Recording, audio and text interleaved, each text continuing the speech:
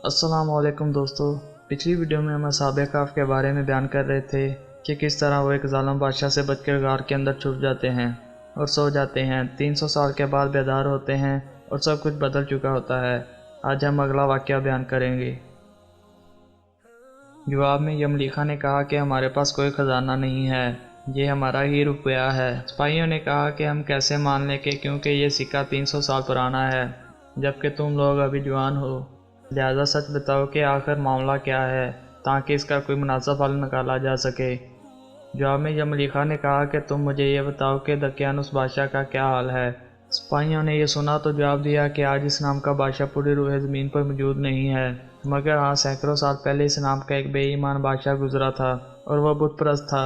यह जवाब सुनकर यमलीखा परेशान हो गए और बताया कि अभी कल ही हम इस शख्स से अपना ईमान और जान बचाकर भागे थे और मैं और मेरे साथी करीबी गार में छुप गए थे, जबकि मेरे बाकी साथी भी इस गार में मौजूद हैं। तुम लोग मेरे साथ चलकर खुद ही इनको क्यों नहीं देख लेते। जब सिपाही और शहर के लोग एक कसीर तादाद में शिकार के पास पहुँचे तो असहाब कहफ यमलीखा के इंतज़ार में थे, क्योंकि यमलीखा ने आने में बहुत देर कर दी थी और सोच रहे थे कि शायद यमलीखा को बादशाह ने गिरफ्तार ना कर लिया हो।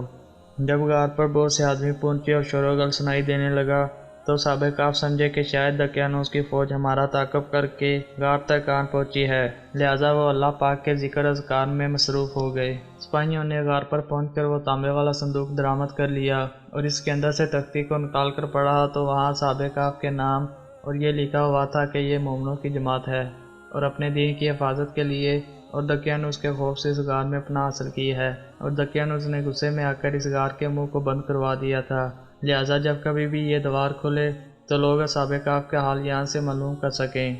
सिपाही ये देखकर हैरान परेशान रह गए और जब कुछ समझ में ना आया तो अपने बादशाह बिदरूस को असहाब कहफ की इत्तला दी। बिदरूस बादशाह ने जब यह खबर सुनी तो फ़ौरन अपने साथियों के साथ इस गार पर पहुंच गया। असहाब कहफ ने गार से निकलकर तमाम वाक़या बादशाह से बयान किया। बिदरूस ने सजदा गुजार होकर अल्लाह पाक का शुक्र अदा किया कि ए अल्लाह मेरी दुआ कबूल हुई और आपने ऐसी निशानी ज़ाहिर फरमा दी है कि इंसान मौत के बाद ज़िंदा होने का यकीन ज़रूर करेगा। इसके बाद असहाब कहफ ने बिदरूस बादशाह को दुआ दी कि अल्लाह ताला तुम्हारी बादशाही में बरकत अता करे और इस्लाम करने के बाद दोबारा इसी गार में वापस चले गए और दोबारा वहीं जाकर सो गए जहाँ से बेदार हुए थे। लिहाजा इस नींद की हालत में अल्लाह पाक ने इन असहाब कहफ को मौत दे दी।